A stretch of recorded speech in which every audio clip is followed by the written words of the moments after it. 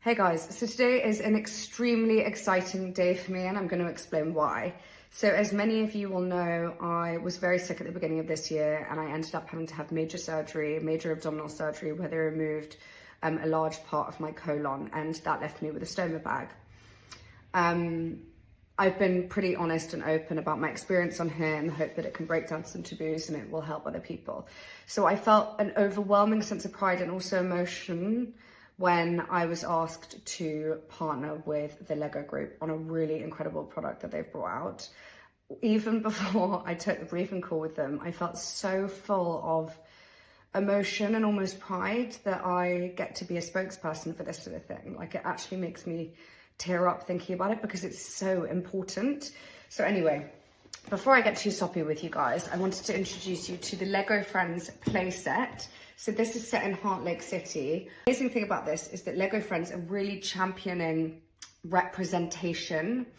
So they really want all kids from all different groups, all different walks of life, genders, ethnicities, cultures, people with neurodiversities, non-visible disabilities, to be seen, to feel seen and heard and empowered.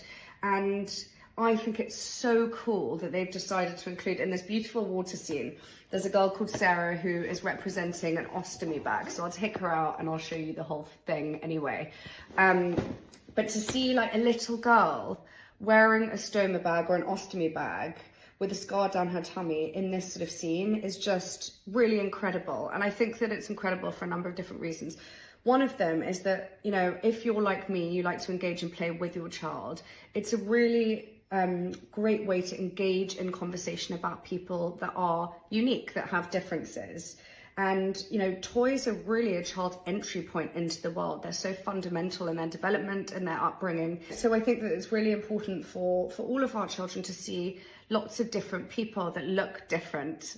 You know, we make a big effort in our household to not make a big fuss of the fact that I've got an ostomy bag.